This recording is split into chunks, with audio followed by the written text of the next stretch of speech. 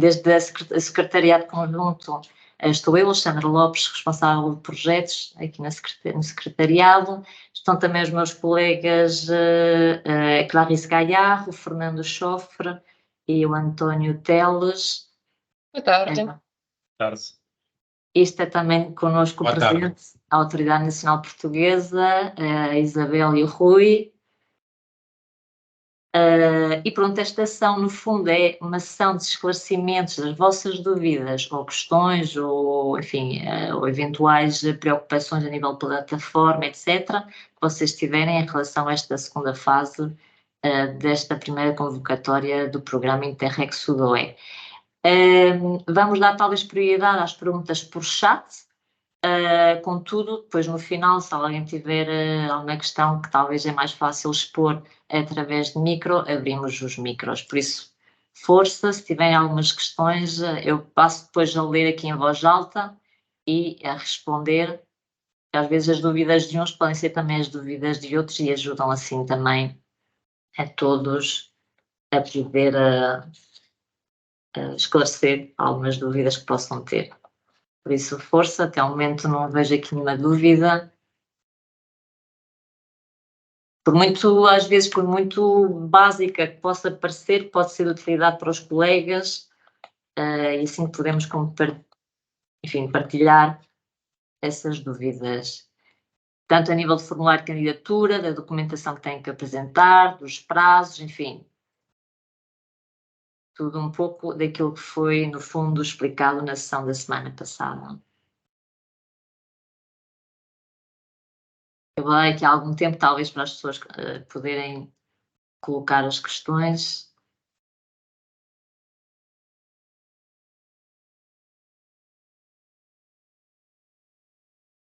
Bem, eu vou relembrando os prazos. A convocatória termina, a segunda fase da convocatória termina dia 11 de outubro, às 12 horas espanhola, significa que até às 11 horas portuguesa.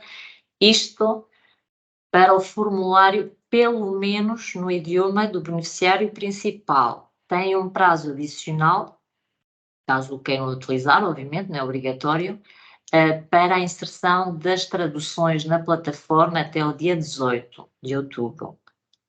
Isto para relembrar um bocadinho os prazos. À mesma hora, ou seja, até às 11 horas, hora portuguesa.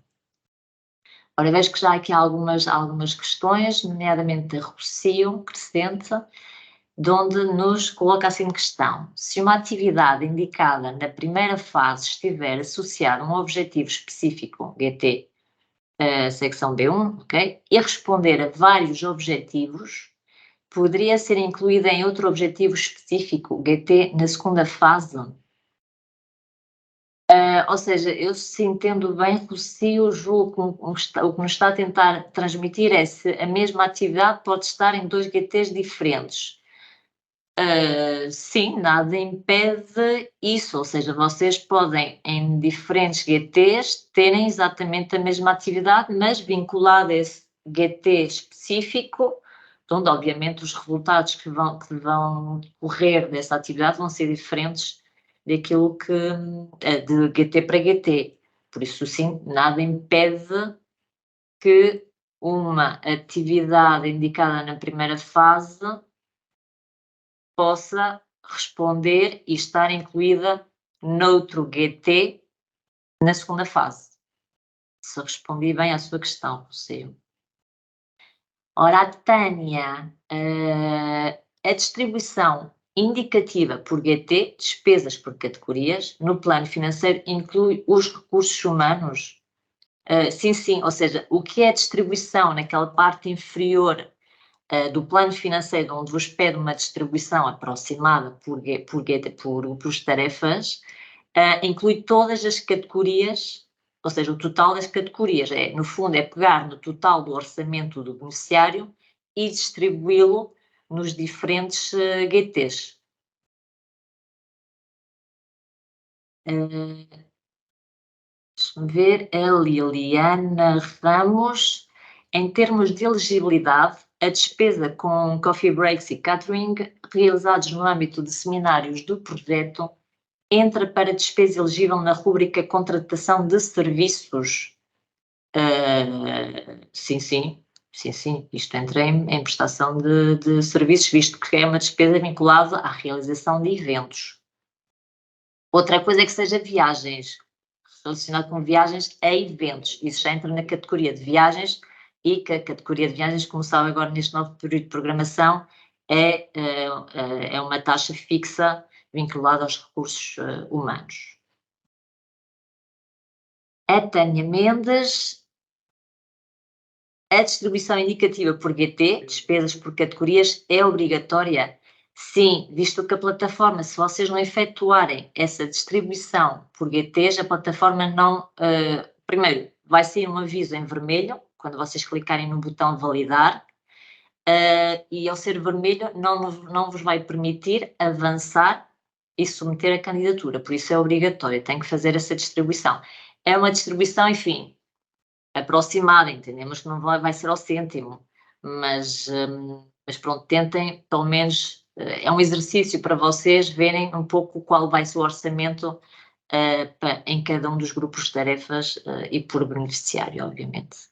Sim, Alexandra, atenção a GT transversal. Sim, explica um pouco o limite. Sim, porque como sabem existe um limite no GT transversal a nível de projeto. Fernando, recorda-me o valor... É 15%. 15% a nível do total do orçamento do projeto. Da flexibilidade. Exatamente. E no final o que é que acontece?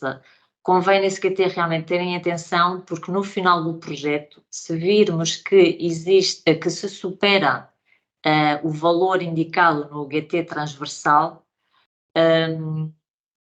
realmente teremos que analisar o porquê desse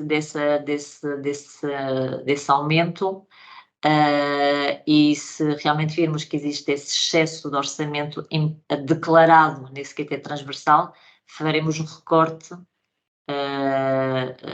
nos beneficiários que realmente estão implicados nessa superação desse orçamento. Por isso tenham atenção, esse é o GT que talvez tenha que ter mais atenção, o GT transversal. Os outros três específicos, no fundo, enfim, é para nós termos uma ideia o que é que vai estar, qual é o orçamento que vai estar dedicado em cada grupo de tarefas específico. Ora, Elisa Ventura, na execução do projeto, é possível permuta de verbas entre rúbricas GTs? Ora, na execução do projeto, sim, é possível, existe, tal como no programa 1420, existe uma flexibilidade permitida entre rúbricas. Flexibilidade essa que não pode superar os 15% entre os aumentos entre rúbricas.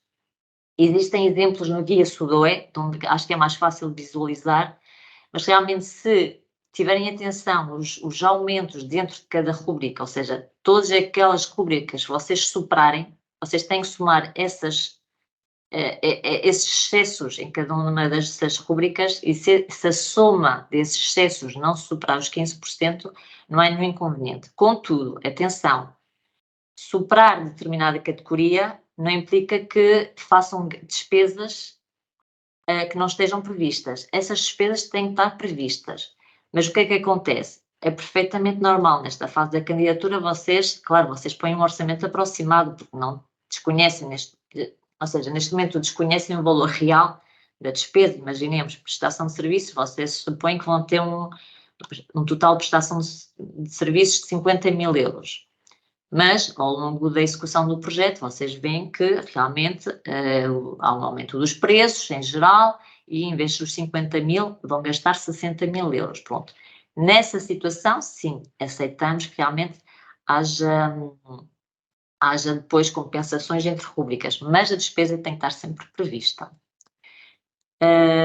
E quanto aos GTs, julgo que assim, é exatamente a mesma situação, é aproximado, eu já referi antes, ou seja, tudo aquilo que vocês indicarem a nível de distribuição de orçamento entre GTs específicos, ou seja, 1, 2 e 3, é indicativo. Vocês podem fazer depois, enfim, variações.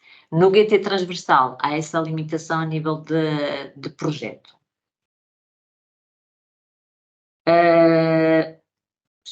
que já me perdi, aqui. No GT transversal, a Liliana também, no GT transversal entram as despesas de comunicação do projeto. Não só, ou seja, como a comunicação neste novo período de programação está também incluída dentro de cada GT específico, o que é a comunicação das ações do projeto e não comunicação interna, ou seja, vai haver atividades de comunicação dentro de cada GT específico, ou seja, do 1, do 2 e do 3. Por conseguinte, não é só no GT transversal, mas também nos GT específicos, que vocês devem também prever essas despesas de comunicação. Ora, a Helena Amaral, as despesas dos sócios associados não beneficiários de viagens e alojamento entram na categoria de serviços. Como são pagas as despesas desses sócios? Eles pagam e são reembolsados ou o parceiro beneficiário paga a montante? Fernando, corrige-me se estiver errada, mas julgo que tem que ser o beneficiário a efetuar a despesa para que possa ser considerado como prestação de serviços. Ou seja, sim, eu penso que é melhor. Sim. Confirmamos. Que há uma fatura, é melhor. Exato, que seja diretamente o beneficiário a contratar, por exemplo, a viagem ou o hotel, enfim, as despesas de deslocação do sócio associado, porque sim, são elegíveis, de fato, se forem assumidas por um dos beneficiários, mas convinha que fosse realmente diretamente o próprio beneficiário, que assume a despesa, a efetuar essas despesas. Ora, sim, ok, Helena.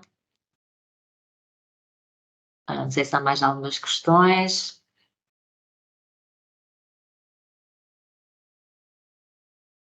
A nível de orçamento, enfim, qualquer dúvida. Posso? Sim, com certeza. Sim. É a Liliana Ramos, não é? É a Liliana Ramos, sim, do sentido. Voltando à última questão que eu coloquei, era o seguinte: uma vez que o GT transversal está condicionado a 15% do orçamento face à distribuição do orçamento na totalidade, a questão é, as despesas de comunicação essencialmente têm que estar distribuídas pelos outros. Ou seja, agora neste novo período de programação, na maioria vai acontecer que o orçamento da comunicação vai estar sim distribuído, eu julgo que até na sua grande maioria vai estar distribuído nos GTs específicos, ou seja, no 1, no 2 e no 3. Porquê? Ao contrário do período anterior, do 14-20, onde havia um GT específico de todas as atividades de comunicação, fossem elas atividades de comunicação muito técnicas ou muito vinculadas aos resultados do projeto e as atividades, e também incluía também as atividades de comunicação da parceria, ou seja, a nível global, geral, digamos. Agora, neste novo período de programação, as atividades de comunicação técnicas, como por exemplo o evento de difusão dos resultados, ou enfim, jornadas de difusão regionais ou locais, enfim, diversas atividades que isso já depende de cada projeto, vão estar incluídas dentro dos GTs específicos. Por conseguinte, obrigatoriamente, vocês vão ter que prever aí um orçamento específico para a comunicação dentro de cada um desses GTs específicos. A maioria já não vai ir, com certeza, ao GT transversal. Porque, no fundo, o GT transversal, embora tenha uma pequena parte de comunicação, mas é mais comunicação interna da parceria, que aí os gastos, como a maioria, a videoconferência, despesas aí poucas, como muito dos programas informáticos. E mesmo assim, a maioria das despesas está relacionada com a gestão e com o acompanhamento dos projetos, não tanto com a comunicação. Refiro-me ao GT transversal. Por conseguinte, julgo eu que vocês não vão ter nenhum problema na questão do limite ou da flexibilidade do GT transversal, pelos 15%. Não sei se respondi à sua pergunta, enfim. Sim, respondeu. Dúvida. A questão é que às vezes existem custos substanciais, nomeadamente na elaboração dos materiais e a aquisição de serviços externos para essa elaboração, e para não empolar a rúbrica, uma vez que ela está limitada a 15%, esse tipo de despesa entra melhor em cada GT específico. Exato. Porque estar a colocá-los aqui, temos a limitar aquilo que podemos gastar em materiais promocionais, nomeadamente materiais específicos, cartazes. Claro, mas, por exemplo, esses materiais específicos podem perfeitamente encaixar dentro dos GTs específicos, como, por exemplo, o segundo GT que vá relacionado com... ou seja, na GT transversal, essencialmente, na parte da comunicação, que entra são as horas dedicadas para elaborar um seminário ou... E mesmo assim, depende se o seminário se for um seminário relacionado com alguma atividade que está dentro de um GT específico, essa despesa pode estar no GT específico. O GT transversal, neste novo período de programação, é mais comunicação interna da parceria, não tanto da temática do projeto. Sim, correto. Já entendi. Obrigada. Olha, julgo que aqui há mais algumas questões. Ok, passo aqui ao Gonçalo Duarte, que nos pergunta, na tipologia, ora, custos de serviços externos, é identificado como despesa elegível de formação. Isso significa apenas dar formação no âmbito do projeto ou os elementos da equipa de um beneficiário individualmente também podem usufruir do pagamento de uma formação que seja necessária fazer? Bem, aqui, claro, quando falamos de formação, pensamos, no primeiro momento, em formação que o projeto vai dar a potenciais atores destinatários, não em formação de pessoal da entidade beneficiária. Porque, claro, formação aqui de pessoas da entidade beneficiária a nível de prestação de serviços, assim, em casos pontuais até poderia dar-se o caso, mas claro, teria que ser uma formação muito específica, muito técnica, na temática que aborda o projeto, não é formação de, sei lá, formação em inglês, para dar um exemplo. Julgo que isso não encaixaria, porquê? Porque duvido que a temática seja a problemática que as pessoas no Sudoeste não sabem falar inglês. Para dar um exemplo. Por isso, aqui talvez não fecharia a porta totalmente a formações de pessoal interno da entidade beneficiária, contudo, tinha que ser uma formação muito técnica, específica, para que esse pessoal interno da entidade beneficiária possa depois passar esse conhecimento ao público destinatário do projeto. Eu passo à questão de Helena Amaral. Os entregáveis têm de ser entregues nas 3 línguas? Não obrigatoriamente. Ou seja, realmente os entregáveis, as realizações, ou seja, tudo o que é, por exemplo, folhetos, etc., guias, manuais, etc., convém estar num dos idiomas da parceria, isso sim. Contudo, a vocês de avaliar o nível de difusão e qual é o público objetivo ao qual vocês pretendem que chegue esses entregáveis. Se vocês acharem que realmente o fato de efetuar as traduções noutros idiomas, inclusivamente ao inglês, tenha um efeito muito mais efetivo e que chegue a muita mais gente, nós até recomendamos que façam essas traduções. Caso contrário, se realmente são, enfim, depende do público objetivo desses entregáveis, mas não é obrigatória estar nos 3 idiomas da parceria. Ora, o Gonçalo Duarte, ainda na tipologia custos de serviços externos, referente ao elemento direitos de propriedade intelectual, o que é que se inclui nesta categoria? Pagamento de publicações é Open Access, por exemplo? Por exemplo, as publicações em Open Access, sim, realmente entrariam aqui. Claro, publicações relacionadas com o projeto.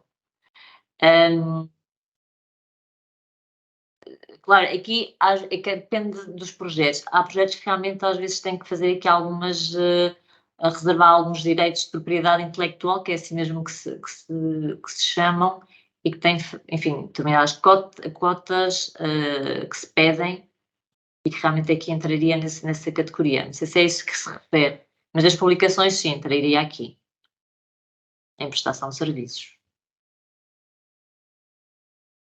Ora, aguardo mais questões. Se entretanto alguém quiser colocar uma questão, aí pode abrir o micro.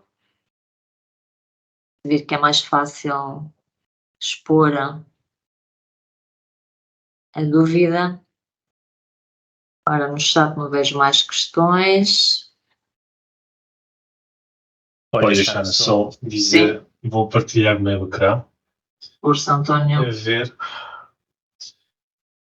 E só para partilhar que no site do programa, do ISO2, tem a versão em português e tem toda a informação, as apresentações que foram feitas pela equipa do Secretariado Conjunto no seminário entre duas fases em Santander, nos dias 18 e 19 de setembro. Podem ir por aqui ou podem também ir à secção SUDOE 21-27, neste apartado aqui, de cursos. Podem descarregar as apresentações, como digo, foram organizadas pela equipa do Secretariado Conjunto e que podem ser de ajuda neste momento, na preparação da candidatura e sobre diferentes temáticas de formulário de candidatura e que está também em português, em francês ou em espanhol, nas línguas oficiais do SUDOE, do programa. E, além disso, também, a parte destas apresentações, têm o webinar que foi realizado a semana passada, no canal, está partilhado no nosso canal do YouTube SUDOE, e tem que ver com como preencher o formulário de candidatura para esta primeira convocatória. Podem ver que está dividido em diferentes secções. Vou tirar o áudio aqui. Bem, acho que pode ser uma informação boa, uma boa informação útil nesta fase da candidatura. Ora, o Filipe nos pergunta: os relatórios de gestão do projeto devem ser colocados como produto resultados dos GTs? Hugo, quando se refere a relatórios de gestão, imagino que é aqueles relatórios que se vão entregando ao longo das declarações, juntamente com as declarações de despesa. Se é isso que se refere, claro, deverá indicar realmente a apresentação desses relatórios no GT transversal de gestão e acompanhamento, mas claro, justamente nesse apartado não há, digamos, um apartado específico de onde se fala dos resultados ou entregáveis do GT de gestão, mas sim, julgo eu que, se não me recordo mal, há uns apartados onde pode dizer que realmente vão ser efetuadas X declarações, que vão ser acompanhadas pelos respectivos relatórios de gestão. Aí sim poderia indicar. Mas, no fundo, não é visto como um entregável ou um produto como tal, visto que, enfim, é uma obrigação do programa, mas poderá fazer essa indicação perfeitamente no GT transversal.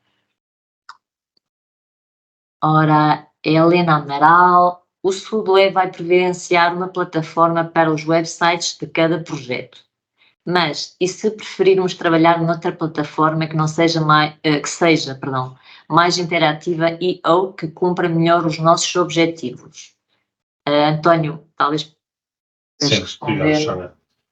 Sim, bem, o programa vai fornecer, assim, um espaço na própria página web do programa, e que vai ser, na prática, uma página web para os projetos.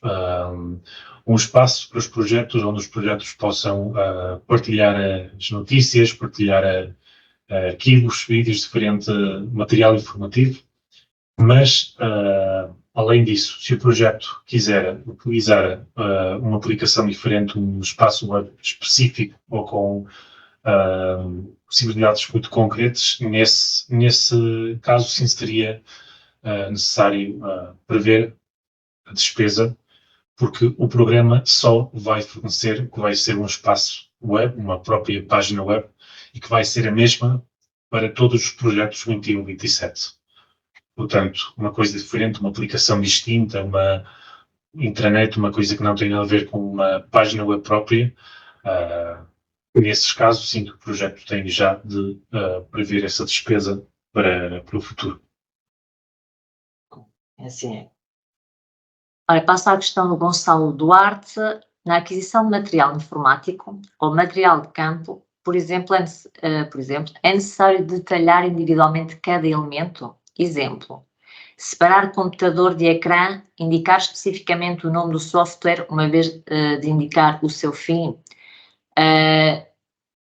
Bem, temos que encontrar aqui um meio termo, ou seja, realmente convém especificarem cada um dos equipamentos, contudo, não é necessário nem indicar a marca, aliás, convém mais indicar o fim, ou seja, realmente se precisarem de imaginemos, um determinado software específico para aquelas atividades técnicas do projeto, podem colocar por software para, sei lá, leitura de imagens, etc, etc, etc. Não é necessário indicarem nem a marca, nem, enfim, simplesmente o fim, isso sim. Agora, já que estamos a falar de equipamentos e nomeadamente de computadores, atenção, neste novo período de programação, tudo o que é material informático de uso cotidiano vai para a rúbrica 2, despesas administrativas. Os computadores ou portáteis só são elegíveis realmente se forem muito específicos e forem necessários para as atividades técnicas do projeto. Por exemplo, os softwares muito técnicos, enfim, muito relacionados com a temática do projeto, sim. Agora, se falarmos, por exemplo, em software normal de uma atividade cotidiana da entidade, isso realmente entra na categoria de despesas gerais. O mesmo para o hardware, portáteis, enfim, toda essa série de equipamentos informáticos que é de uso geral da entidade, entra em categoria 2. Mas respondendo mais concretamente à sua questão, não é necessariamente necessário separar computador de ecrã, basta pôr equipamento informático específico para o piloto, enfim, etc, etc.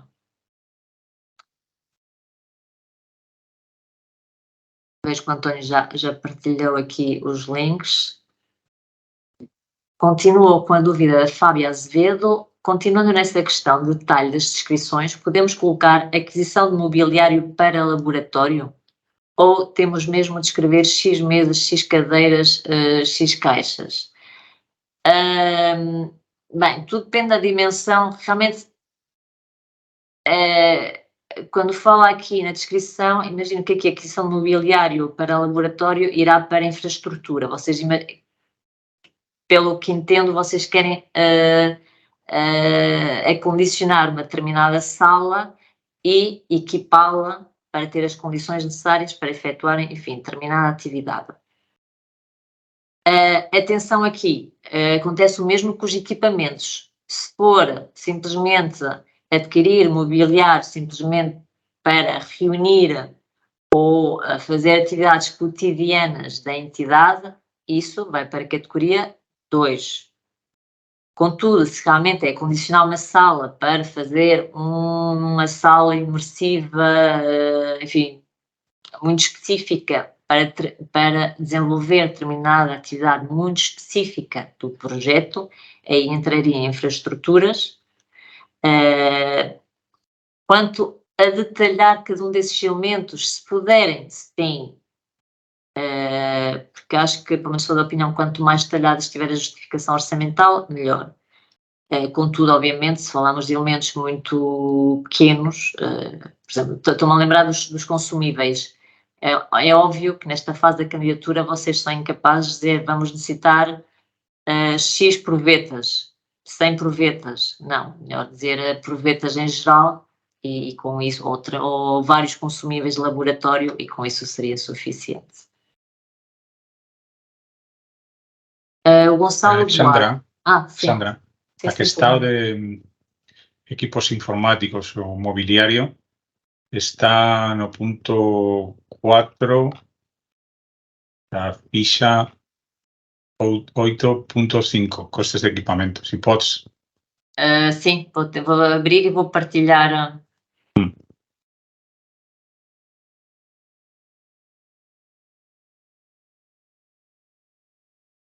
Vou abrir.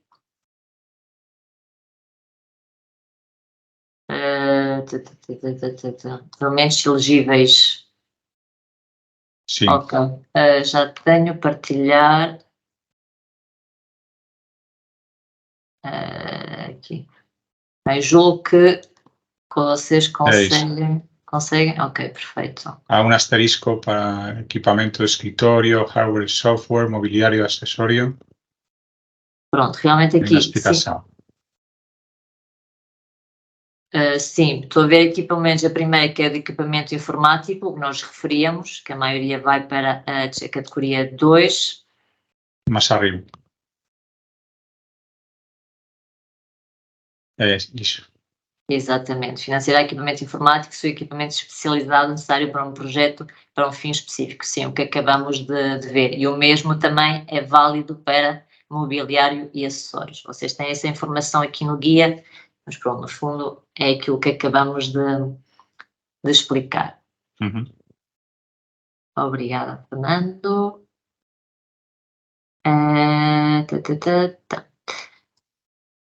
Ora, o Gonçalo Duarte, se os parceiros quiserem ter um espaço web específico para as suas atividades, isso é elegível? Um espaço web, António. Bem, o espaço web vai ser o mesmo, que já disse, para todos os projetos. Vai ser um espaço que vai estar dentro da página web do programa. Não sei se com isso a pergunta é respondida ou não. Vai ser o espaço, vai ser a ferramenta que o programa vai fornecer aos projetos para partilhar todas as suas atividades, não só de comunicação, mas também de difusão ou quaisquer outro tipo de atividades que quiseram eles partilhar. Eu vou ensinar a partilhar o meio ecrã, mais uma vez, aqui, e vou ensinar o que é a ficha 11 dentro do guia SUDOI, que é a comunicação dos projetos, e todo este tipo de informação, como são as ferramentas, sim, que o programa vai fornecer aos projetos, aparecem aqui de uma maneira detalhada, de uma maneira pormenorizada, e todos os potenciais beneficiários podem ir a esta ficha daqui, comunicação dos projetos, onde podem ver este apartado aqui, alojamento da página de internet dos projetos no site Interreg SUDOI. É nesta secção onde explica-se claramente, onde se diz claramente as possibilidades que vão ter os projetos 21-27 neste espaço para partilhar toda a informação que eles queiram difundir, queiram partilhar com o seu público-alvo. Não só o relativo a este espaço web, esta página web própria que vai ter cada um dos projetos, mas também questões que já foram partilhadas neste webinário, como era o logótipo, o branding, quer dizer, todas as ferramentas que o programa vai fornecer e que, portanto, os projetos não têm de prever como despesas no formulário de candidatura. Eu recomendo ler devagar a comunicação dos projetos, porque todo este tipo de questões já foram pensadas pelo Secretariado Conjunto de cara a fornecer todo este tipo de informação claramente no guia SUDOI. Obrigado, Xana. Vou deixar ver. Obrigada. Ora, a Helena Amaral faz-nos assim questão. Se entre o dia de hoje e o dia 11 aparecer nova dúvida, que e-mail podemos contactar para esclarecimentos? Olha, eu por acaso vou compartilhar que já estive aqui, está disponível na nossa página web, podem enviar um e-mail, só um bocadinho, o e-mail podem ver aqui, ao e-mail geral do secretariado, scsudoe@interreg-sudoe.eu. É o e-mail geral que depois, obviamente, a minha colega Clarissa distribui entre os diferentes responsáveis de projetos aqui no secretariado conjunto, ou o responsável financeiro, se for algo muito específico financeiro, mas responderemos a todas as vossas dúvidas, ou via telefone também, podem contactar-nos via telefone, estamos disponíveis tanto por e-mail como por telefone. Eu julgo que a Autoridade Nacional Portuguesa também estará disponível, mas tudo o que é plataforma e formulário é mais connosco o Secretariado Conjunto, questões talvez mais, enfim, de índole estratégico, talvez mais a Autoridade Nacional Portuguesa, mas estamos aqui ao vosso inteiro dispor até ao último minuto da segunda fase da convocatória. Atenção à hora, que realmente são até às 11 horas do dia 11 de outubro. Boa tarde a todos. Como a Alexandra acabou de dizer, nós estamos disponíveis também. Alguns beneficiários têm-nos contactado, portanto estamos disponíveis também até ao dia 11. Qualquer dúvida que tenham, à exceção de dúvidas com a plataforma, que isso só é especificamente com o Secretariado Conjunto. Tirando isso, por telefone, por mail, podem-nos sempre contactar. Obrigada, Isabel. Não sei se há mais alguma questão. Volto a dizer, se alguém quiser abrir micro, pode colocar a questão.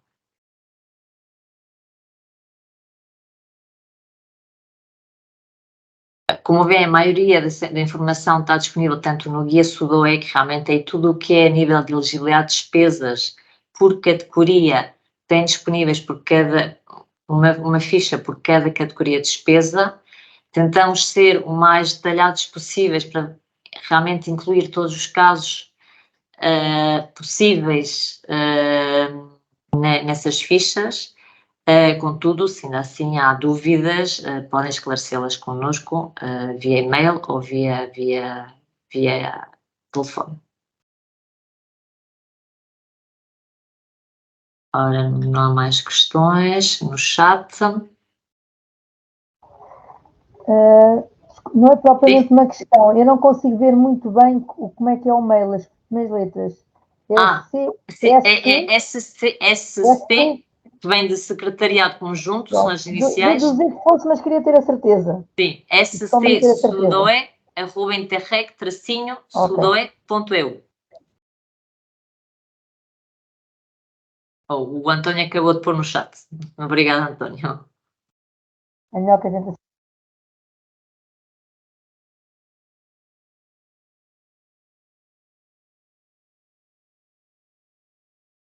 Bem, julgo que não há mais dúvidas. Vou interpretar que é um bom sinal. Bem, vou aproveitar para fazer as últimas recomendações, que eu julgo que já não são novidade para vocês. Atenção às traduções. Como sabem, neste novo período de programação foi concedido, digamos, um prazo adicional, mas não é obrigatório vocês utilizarem esse prazo. Se realmente vocês tiverem todas as traduções para o dia 11, pois melhor ainda. Mas pronto, caso não tenha essa possibilidade, tem um prazo adicional para introduzir aqueles idiomas que não são que não é o idioma do beneficiário principal, até o dia 18 à mesma hora, ou seja, até às 11 horas portuguesa do dia 18. E tenham realmente atenção à qualidade das traduções.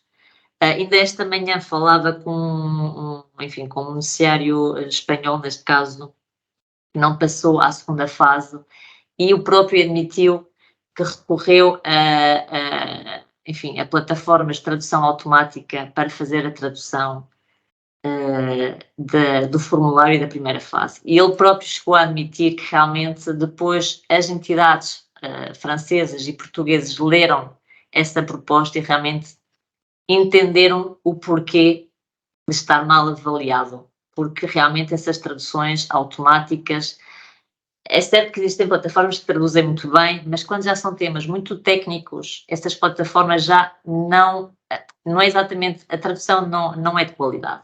E realmente perde-se aí muito, e claro, e os avaliadores dessas traduções, ou seja, os avaliadores desses países, não vão entender em que é que consiste o vosso projeto e vão avaliar, pois obviamente com uma pontuação baixa, o vosso projeto. Por isso tenham atenção. peçam aos beneficiários franceses, espanhóis, que verifiquem a tradução, que realmente entendem aquilo que vocês querem transmitir, para que não haja problemas nessas questões de traduções. Entretanto, vejo que entrou aqui algumas questões adicionais, nomeadamente a Antónia, Tobias, relativamente a pedidos de recurso, relativamente à decisão da primeira convocatória, lista divulgada em julho, podem, por favor, indicar qual é o prazo de resposta do secretariado e sendo sede dia 11 de outubro. Olha, não sei confirmar os prazos, sei que agora mesmo estão sendo analisadas e que em breve o Comitê de Acompanhamento do Programa vai notificar essas decisões. Visto que a autoridade de gestão do programa está em Espanha, o prazo legal para responder a recursos administrativos em Espanha é de 3 meses. Obviamente vamos tentar não chegar a essa data limite dos 3 meses, mas julgo que possivelmente nas próximas 2 semanas se notificarão aos beneficiários principais a decisão dos recursos. Falo 2 semanas, mas de forma aproximada. Sei que estão a analisar, mas não sei indicar exatamente a data de resposta.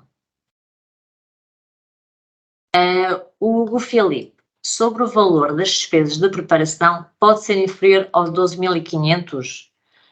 Não, é um montante fixo. Fernando, eu não sei que eu esteja aqui, mas acho que tem que ser os 12.500, sim ou sim. Não pode ser inferior. Penso que pode ser inferior. Pode ser inferior aos 12.500? Penso que sim. Ok, pensei que era um montante fixo.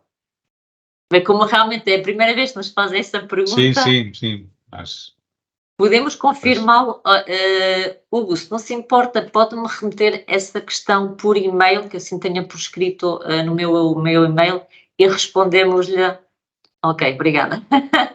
E respondemos, porque até o momento realmente ninguém nos fez essa questão. Eu julgava que tinha que ser os 12.500 sim ou sim, mas visto a dúvida do Fernando, vamos confirmar, às vezes. Para a Rocio, faz-nos a seguinte questão: é recomendável um número máximo de atividades por GT? Olha, Rocio, não há um número máximo, efetivamente, mas tentem ser coerentes, nem demasiado agrupadas, ou seja, não vamos falar de pôr em 2 atividades por GT, porque talvez fica curto. Isto é, cada projeto é um projeto, nós não podemos adivinhar ou saber qual é o número ideal de atividades por cada grupo de tarefas, mas possivelmente indicar 1, 2, à partida é pouco, porque só aí vejo que talvez entram só as de comunicação ou só as técnicas. Por isso, tentem ser assim um bocadinho coerentes, mas também não chegar ao outro extremo, que é fazer atividades por cada pequena coisa, ou seja, uma atividade para a impressão de folhetos, outra atividade para lançamento das redes sociais, outra atividade para um evento em determinado sítio, outra atividade para outro evento em determinado outro sítio. Tentem agrupar, mas de forma coerente, as distintas atividades, mas que também não haja aí 20 atividades por cada grupo de tarefas, porque também, depois, para gerir a nível de fazer o acompanhamento de todas essas atividades no cronograma de trabalho, julgo que deve ser um pouco caótico.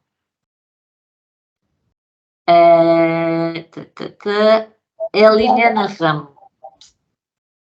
Alguém abriu o micro, não sei se queira... Elisa da Calcol. Sim. Sobre essa questão que puseram há um bocadinho das despesas de preparação, se podiam ser inferiores ou não. Sim.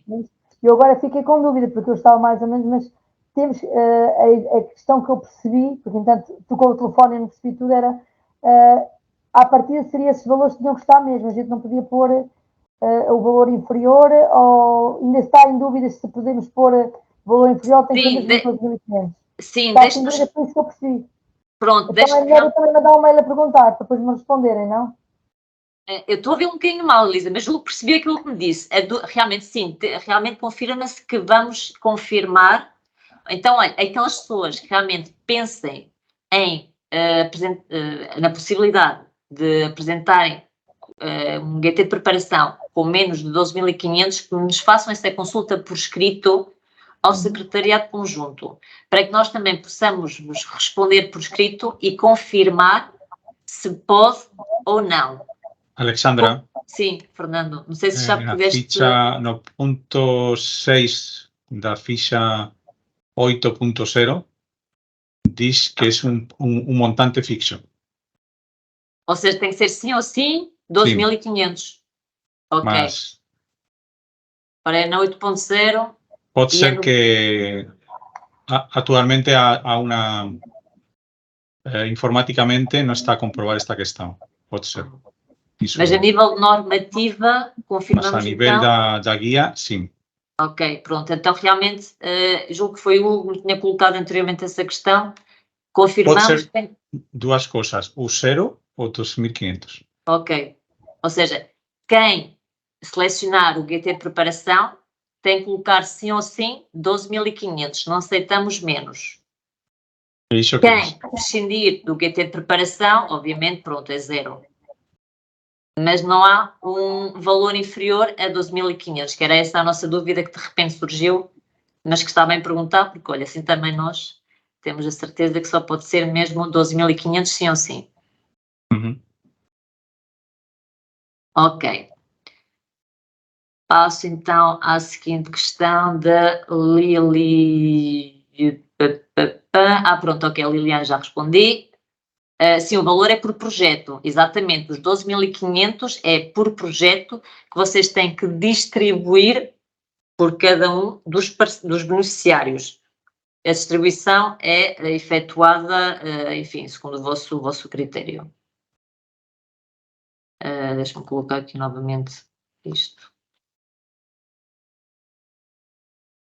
E a Liliana, julgo que respondemos já a Liliana. Ok, Hugo, está confirmado. Não sei se há mais alguma questão. Pronto, eu vejo que realmente as dúvidas vão surgindo e imagino que ao longo da próxima semana vão surgir mais. Eu não sei se vocês, a maioria, já deve estar a meter a informação na plataforma.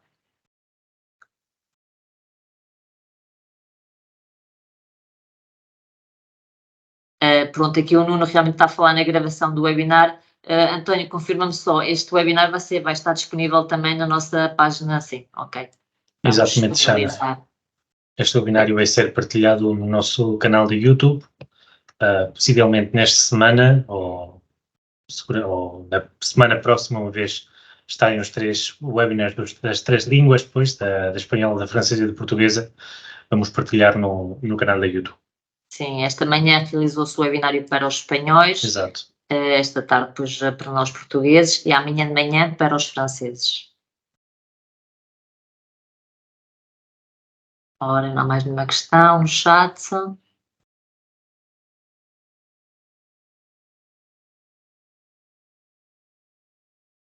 O que tem...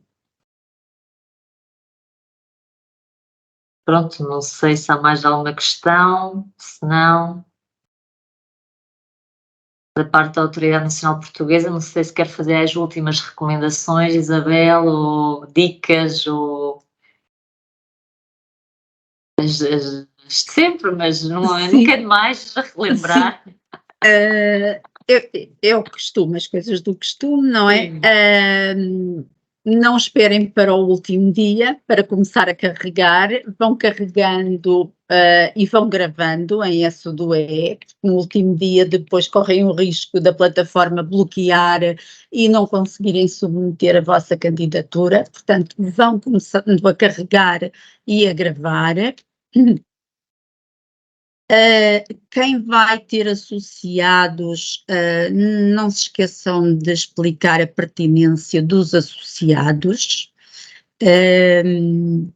Quanto às traduções, a Alexandra já chamou a atenção, portanto, revejam as traduções que o beneficiário principal faz antes de enviarem. Acompanhem a preparação desta segunda fase, acompanhem juntamente com o beneficiário principal a preparação, não se esqueçam de prever nos vossos orçamentos o valor para o revisor oficial de contas. As despesas vinculativas também têm que estar já previstas nesta fase da convocatória. Portanto, tudo o que se for despesas vinculativas, atenção, as datas que têm que estar estabelecidas para os equipamentos, para a aquisição de equipamentos na justificação orçamental, atenção às datas, porque depois têm que ser cumpridas. Portanto, todas estas pequenas coisas, tenham atenção e comecem já a trabalhar sobre elas, comecem já a pensar sobre elas, porque depois, em cima do prazo, as coisas complicam-se e correm o risco de não conseguir submeter a vossa candidatura. Qualquer dúvida que tenham, portanto, nós aqui na agência estamos disponíveis, tanto eu como a Raquel, portanto, tanto por telefone como por mail, estamos disponíveis, qualquer questão, estejam à vontade e bom trabalho e boa sorte. Obrigada, Isabel. Bem, visto Nada. que não há mais questões, julgo que... Eu tenho uma, Elisa, novamente, eu peço desculpa. Elisa, Elisa, peço desculpa, eu estou a ouvi-la, mas estou a ouvi-la com muito... Eu estou com a câmera, normalmente até costumo pôr o telemóvel ser mais rápido, mas estou com a Mas está câmera... um bocadinho melhor. Pronto, é que pus a câmera mais perto, senão ela não consegue me ouvir. Pronto, a minha questão é que de vez em quando a gente fala em questões e depois a gente fica aqui um bocadinho... Eu já tive uma outra situação, numa outra reunião, em que também já nos falaram nas despesas do ROC e disseram que estes ROCs tinham que ter uma formação específica. Qual é essa formação específica convosco? Eles contactam convosco? É uma formação... Porque já nos perguntaram isso, que formação específica é que eles têm que ter? Sim, eu respondo, Alexandra. Obrigada. Então é o seguinte, os revisores oficiais de contas com que os beneficiários terão que trabalhar, portanto terão que contratar, têm que ter tido uma formação connosco, com a Agência para o Desenvolvimento e Coesão, e constam de uma listagem que está no site da Ordem dos Revisores Oficiais de Contas. Portanto, são esses os revisores oficiais de contas que vocês podem contratar para trabalhar convosco. Têm que verificar na lista da ordem se o ROC que querem contratar já passou por essa formação connosco, porque só esses é que tiveram formação e estão em condições de prestar serviços para os projetos de cooperação. Se por algum motivo vocês quiserem trabalhar com o ROC A ou B ou C e não constar dessa lista da ordem, podem solicitar à ordem dos revisores que querem trabalhar, enviá-los um e-mail a dizer que querem trabalhar com o ROC A, B, C e que não consta dessa lista, portanto ainda não teve a formação com a agência, que a ordem fará-nos chegar então um pedido de formação para esse ROC. Quando tiverem depois determinado número de ROCs, fazemos uma nova formação e não deixam de trabalhar com o ROC que vocês pretendem. No entanto, neste momento já temos cerca de 200 ROCs acreditados e que podem prestar serviços no âmbito dos projetos de cooperação. Desculpa, repita-me lá onde é que eu vou ver essa listagem? É no site da Ordem dos Revisores Oficiais de Contas.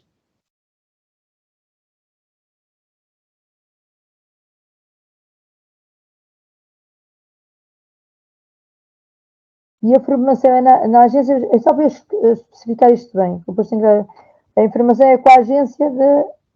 Somos nós aqui, a Autoridade Nacional, que damos essa formação, é a Agência para o Desenvolvimento e Coesão.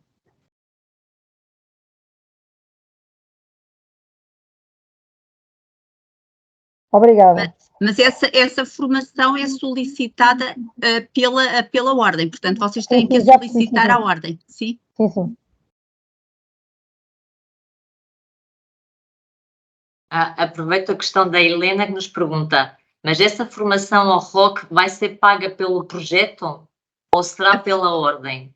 Essa formação não é paga, nem pelo projeto, nem pela ordem. Portanto, essa formação, há um protocolo entre a ordem e a agência, portanto, com essa questão vocês, enquanto beneficiários, não têm que se preocupar, não têm que pagar nada. Só têm que pagar a prestação de serviços que eles vão fazer para o vosso projeto. Agora, quanto à formação, não têm que se preocupar, porque não têm que lhes pagar nada para isso.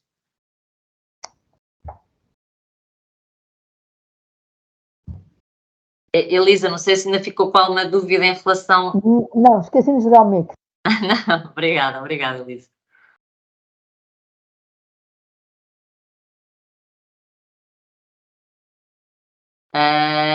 Perguntou-nos também qual é o valor desse serviço, tipicamente.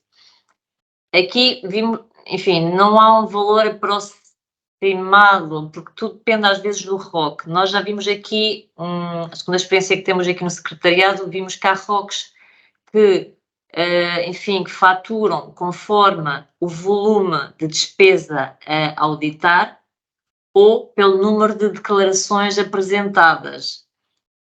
Tudo depende, enfim, da pessoa que vocês escolherem. Às vezes também se escolherem um ROC, talvez que fique a uma distância geográfica, pois talvez mais longe, possivelmente vai-vos cobrar algo mais porque vai ter que fazer visitas no local e com certeza depois vai-se refletir na fatura. Valores aproximados, não sei se Isabel se quer arriscar a dizer algum, mas é que eu já vi tudo um pouco. Eu não me arriscaria a dizer nada. É assim, o valor para o ROC, o que vocês têm que ter em consideração é o ROC, neste período de programação, irá às instalações do beneficiário só quando houver entregáveis ou equipamentos para verificar. Portanto, não vai às vossas instalações em todos os pedidos. Portanto, logo aí fica facilitado. Portanto, só quando vocês tiverem entregáveis para ele verificar ou equipamentos para ele verificar. Fora disso, o trabalho ele poderá fazer todo back-office. Os valores que têm sido apresentados no período de programação anterior variavam entre os 3 a 5% do valor do projeto. Sabemos que neste período de programação os valores estão um pouco inflacionados, mas isso depois é uma questão de vocês também verem com eles, efetivamente, se eles não estão a ir, se eles não precisam de ir ao local em todos os pedidos, é uma questão de negociarem com eles, mas sabemos que eles estão a inflacionar os valores um pouco. Já nos chegou essa informação. Ok, mas pronto, assim pelo menos têm uma ideia daquilo que poderia ser. Já agora, no nosso caso concreto, nós temos um ROC que faz prestação de serviços. Nós contratamos temos um ROC que temos obrigatoriamente os nossos estatutos ter. Sendo um prestador de serviços para a Calcov, ele será elegível desde que tenha a formação, certo? Porque ele passa-nos uma avença, não é interno da Calcov. Nós somos obrigados a ter um ROC externo. Portanto, ele será elegível, desde que tenha a formação, ok? Mas esse ROC é interno à entidade? Não, é externo. Nós contratamos externamente. A Calcov é obrigada a ter um ROC pelo volume de faturação e pelos estatutos que temos, que é contratado externamente. Portanto, tendo ele a formação, é possível ter esse ROC. Tendo ele externo. Já faz auditoria ao resto das contas da Calcov? Da entidade? Isabel, não sei se percebeu, é que realmente o som... Sim, é só um bocadinho que eu vou aqui fechar a janela que não consegui ouvir muito bem. Sim, mas eu vou reformulando. Elisa, corrija-me se eu entendi mal. O ROC, você já tem um ROC contratado por outras coisas da entidade, que é externo à vossa entidade, e vocês perguntam se esse mesmo ROC poderia fazer o controle das despesas no âmbito do projeto Sudoé, sempre e quando receba a formação da agência. Sim. Correto? Sim, desde que faça parte dessa listagem ou tenha a tal formação, sim. podem efetivamente propor esse ROC para ser o vosso revisor oficial de contas, sim, fazendo uma adenda, ele já há de ter um contrato convosco, certo? Uhum. Tem um contrato convosco. Sim. Portanto, Sim. nesse caso, fariam uma adenda ao contrato que ele já tem convosco. Para poder incluir os serviços de Exatamente. verificação das despesas no projeto de Sudoé. Exatamente. Ok, obrigado. Obrigada, nós, Elisa. Ora, se alguém quer colocar mais alguma questão.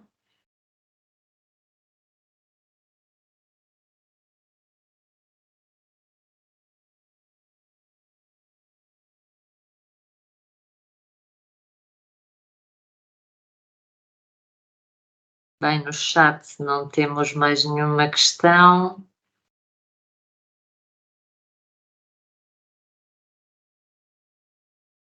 Bem, resta-me então, visto que não há mais nenhuma questão, bem, volto a repetir, estamos disponíveis por telefone, por e-mail, qualquer dúvida, qualquer consulta, vamos tentar responder às vossas dúvidas através desses meios, tanto nós como a Autoridade Nacional Portuguesa.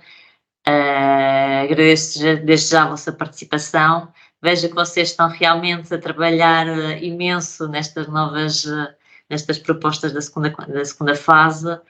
Realmente desejo-vos sorte e pronto, repetir que estamos aqui à vossa disposição para qualquer dúvida e estamos em contacto. Até lá, boa sorte e bom trabalho. Obrigada a todos. Obrigado. Boa sorte. Obrigado. Obrigada. Obrigada. Obrigada, boa tarde. Boa tarde.